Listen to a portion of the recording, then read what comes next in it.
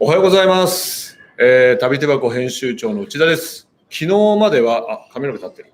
昨日までは、沖縄県の久米島におりました。そして今日は、ドーンと帰ってまいりまして、ね、何をお届けしたいかと言いますと、それはですね、こちら。わかりますこれ。はい。お味噌です。皆さん、お味噌を実際ですね、ご覧になったり食べた、お味噌汁とかでね、飲んだ方、海外の方だといらっしゃるかもしれませんが、実物を生で見るのはなかなか少ないと思います。はい。今日はこのお味噌をご紹介していきたいと思います。このお味噌の特徴をまずお伝えしますと、通常お味噌というのは夏場ですと2ヶ月から3ヶ月、冬場ですと3ヶ月から6ヶ月、4ヶ月ぐらいかな、の期間をつけて熟成をさせてお味噌を仕上げるんですが、そのお味噌の、大体通常のお味噌の場合はこのぐらいの色だそうです。綺麗なね、なんでしょう、金色に近いような茶色ですけれども、こういう色ですね。で、全く同じメーカーが作った今日のお味噌はなんとこんな色です。はい。で、このお味噌の特徴はですね、天然醸造味噌と言いまして、まず何も添加物を入れておりません。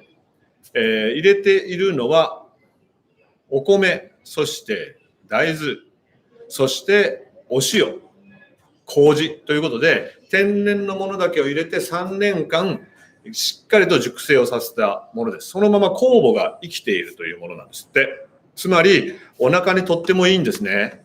はい。今日はそちらをご覧いただきたいんですが、このお味噌はどこからやってきたかと言いますと、はい、いつも通り日本のど真ん中の日本海側、富山県にある富山湾のそば、高岡市というところからやってまいりました。はい、早速食べていきたいんですが、いろんな食べ方がありますが、まずはですね、そのまま食べる食べ方で今日はお見せしたいと思います。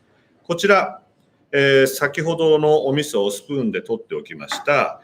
日本ではですね、これを生のきゅうりに、つけてですね、食べるというもろきゅうという食べ方があります。はい。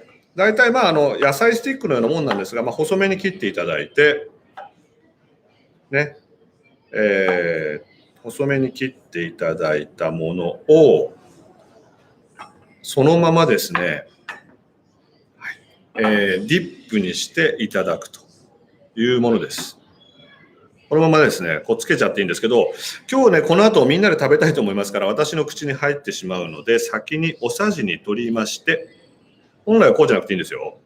おさじに取って、はい、お味噌をつけていただいてみたいと思います。では、いただきます。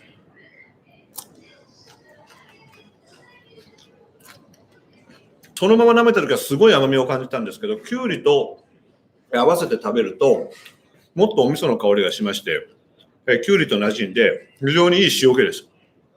で、このお味噌ですね、こうやってきゅうりなんかにつけて食べるのもいいんですが、お味噌汁にするのもとても美味しいそうです。ということで、明日はですね、じゃん、向きがいいか。お出汁の一つ、いりこ。イワシを干して煮たもの、これでお出汁を取りまして、お味噌汁を作ってみたいと思います。ちなみに、今回のこの美味しそうなきゅうりは、EM 農法というですね、化学肥料を使わないで微生物だけで作ったきゅうりです。とても美味しいです。みずみずしくて。ということで最後、今日の築地ですが、梅雨の晴れ間で今日はですね、晴れ間出てます。いい天気ですね。ぜひ皆さん築地にお越しになって、この美味しそうなきゅうりと、それからお味噌買ってですね、お家で楽しんでください。ではまた明日。